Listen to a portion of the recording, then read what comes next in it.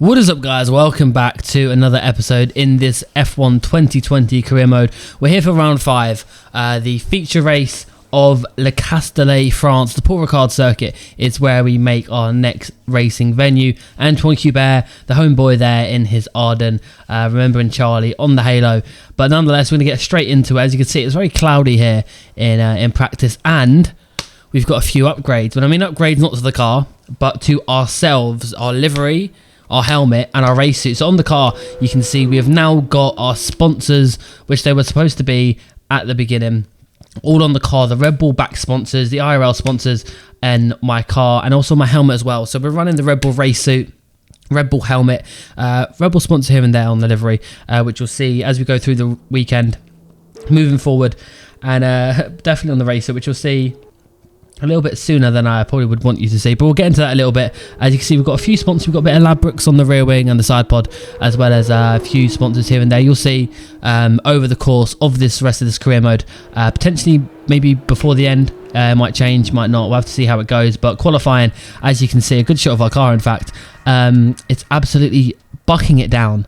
Qualifying is wet, extremely wet. In fact, it's a very, very miserable day here at Paul Ricard. Nonetheless, it's supposed to get dry towards the end, so we're going to hold off a little bit and we're going to make our way on track. You can see our beautiful new helmet, very different to obviously what we had before, but hopefully it brings us some good luck. So we're going to come across the line and set our first lap. It's not going to be a great lap time or very representative. You can see we're 1:44.1, about 8 seconds up on anyone else, but obviously those times will come down. We've set purple sector 1, green sector 2, as we're going to make it across the line just in time to actually set another lap, just to make sure. I'm going to come across the line with a delta of just under a second of an improvement. So you can see we're still chasing time. We've dropped down to P3. Nubaharu and Correa have actually beat us, but we're still chasing time through the sector. We're about 1.5 tenths up, pushing this car all the way around the Le Castellet circuit until we push a little bit too hard and we just lose the car on the curb. We try and slow it down, but unfortunately that's us out of qualifying, and we just pushed a little bit too hard, you know, trying to, well, having the Red Bull sponsors now on the car, you know, obviously you want to push and do the best we can, and run out of talent pretty much. Got onto the very not so grippy runoff area here at Paul Ricard. The blue and red lines are definitely not very grippy. There we are in our race suit, getting off of the moped that gave us a lift back to the paddock. So not an ideal way to end qualifying. Obviously, hopefully we'll see where we are. Hopefully we're still within the top 5. Obviously retiring, everybody was improving. So hopefully, again, if we can stay in the top 5, we might have a chance of the win here. You know, trying to protect our championship lead as we go through these rounds. You know, it's a few rounds of the season I'm obviously not very comfortable with. Ironically, Bahrain I thought would be an exception. You know, when we get to Austria, Belgium and Italy, you know, those are tracks I'm very strong at. I favour those tracks quite a lot. So I'm looking for good results there. This track probably not so much. You know, I'm hoping to get up there at least. You know, we've got about a 40-point gap, give or take, in the championship currently. Obviously we want to get the constructors as well for Prema.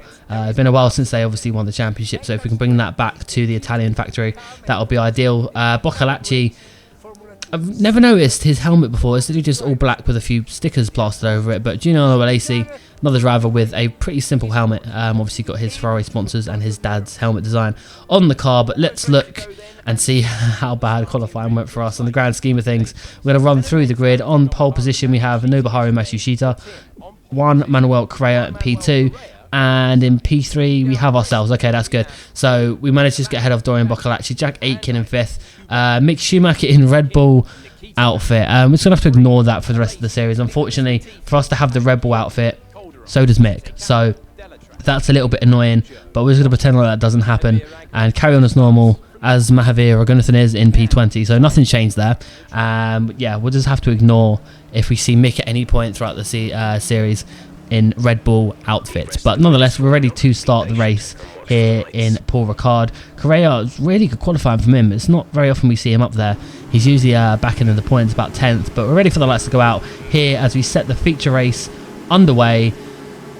Eventually, I mean, it took forever for the lights to go out. Matsushita got a really, really bad start. Correa's already up into 1st. Boccolacci gets past us. King is right there to our left, our arch nemesis in this series. Callum Ilott does go the way around the outside of Aitken. He managed to keep King behind just about. He did creep up the back of us. Aitken gets a bit sideways on the exit there, as we might have a look at him coming into what I believe is turn 3-4, give or take. Can't make the move there on him. Hubert just behind us, gives us a little bit of a tap. Mick is up into P8, so there's no danger of seeing him on the podium in any Red Bull uniform. But we lost quite a bit of ground at Aitken. We had to move on to lap 4 before we saw any kind of action. Aitken and Bockel actually running line of stern here down the back straight. Yeah, it's very interesting. We kind of just didn't have any pace at this stage of the Grand Prix. We're going to line up Aitken for a move here into turn 8, dive it down the inside, give him a little bit of squeeze on the exit, and managed to get the job done there. So we are now up into P4, one position down, obviously, where we are. Boccolacci, in fact, he's actually had a really good season so far. Like, he's done bits, to be fair to him. Like, he's actually done a lot better. We get an almighty snap on the rear end. That allows Aitken back past us. Schumacher's a bit too far behind at this point, about a 4-second gap to him. Eilert on P7, about 6 seconds behind us. We're going to come back at Aitken here, round this very, very long right hand of turn 10, dive it down the inside. Going to get that job done relatively easy as we come through into the pit lane now. So here's a problem, right? I was fuming at this point. So I had literally made no contact with anyone. I've barely been in any battles with anyone. I come into my pit box and Dave's holding the front wing. What? Why have I... So that's put us down to P15. So any chance of the win has now gone. Didn't request a wing change. I mean, don't get me wrong, I had it set to auto. So for whatever reason, apparently I needed one. So cheers, Dave. No problem there. Nick De Vries comes out ahead of us in P9, so we're still on the fringes of the points here. It's not the end of the world. De Vries on his cold tyres is looking very vulnerable right now, so we're going to go to the inside, maybe try and make a move here on the, well, what was the champion of the season. He locks up massively. We're going to go side by side, give him a bit of a squeeze here. Very similar to what we did to him in Spain, in fact. Unless he got the job done on him. Nikita Mazepin is now the next car ahead of us, and then Eilert. So you can see the kind of gap we've lost. So we've lost about 8 to 9 seconds overall to all the cars that were ahead of us are now behind us, and vice versa. So I'm going to come down here and hopefully get the job done on Nikita relatively quickly. He's not someone we're racing normally. Same with De Vries. We've barely seen him all season. Eilert's made a few appearances. Obviously the cars ahead of him, King, Boccolacci, even Mick, and sometimes Alesi, I've had a few good battles with them. So if we can clear these cars as soon as possible, and ideally, realistically looking at this, reverse grid pole is probably the aim. If we can get a little bit higher up, like P7 where Eilert is, that would be fantastic. The closing speed on Mazepin is insane. He's going really, really slowly. Maybe he's having warm-up issues. We might have a little sneak around the outside. He's leaving the door open, and we managed to get past him so easy around the outside of turn 11. So we're just going to hang it all the way around the outside on the replay, and we just do him. We literally just do. Eilert also is another car that's going slowly, so we're going to line him up for a cheeky little exit here down the start-finish straight. We can't get the power down early enough, unfortunately, but we will obviously have DRS to maybe challenging him into turn 1. That would be pretty handy for ourselves, and then get off the King of all people, who again are arch nemesis of the series. Callum Eilert obviously goes defensive into turn 1, goes a little bit too deep on the braking, so we nail the switchback, get past him, and puts us up into P7, and literally I'll have to fast forward all the way to lap 14. Like I couldn't catch King. I have no idea why. I mean, obviously I was saving my gearbox. We get another snap on the rear end. This car has not been comfortable all weekend, and now De Vries from about 6 tenths back with DRS, he's going to get a great opportunity. Look at that delta closing down, all 2.5 tenths already. So he's going to maybe make a lunge down into turn 8. He's going to get ahead of us by quite a lot. He locks his brakes, unfortunately for him. Otherwise, he would have had that move pretty well done, to be fair. We had no answer for that at all. But Antoine Hubert, the hometown favourite, is out of the session, unfortunately. He will not replicate his win in real life around here. So that is awful for him, unfortunately. King still extending the gap, 7.6 seconds currently. It's going to be about 7.8 by the time we cross the line.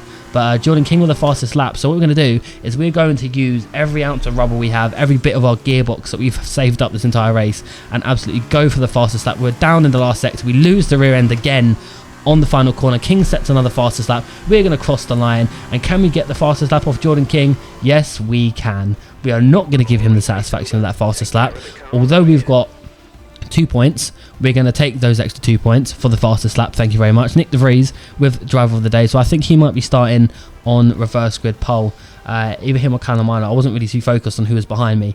To be fair, I was really just focused on getting that fastest lap off of Jordan King, and the fact that he even improved on the last lap just shows how good of a job we did. But Correa gets his first win of the season.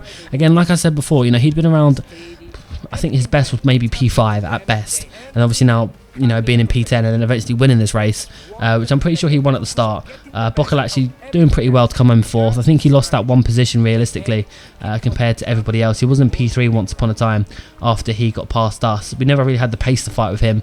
We didn't really have the pace to fight with anyone really, other than the guys we were fighting with in the background. But yeah, you know, Nobuharu, Correa, and then obviously, you know, Jake Aitken on the podium. Aitken's a real dark horse, to be fair. He's actually really, really strong in this series, especially in the F2 cars. So is obviously Matsushita. Correa's probably not usually up there. That's most likely Boccolacci's spot, to be fair to him. But nonetheless, well done to Manuel Correa. Obviously, you know, he deserves it. It's good to see him get on the board with a race win. But yeah, down in P7, taking the fastest lap of King by a few tenths that lap.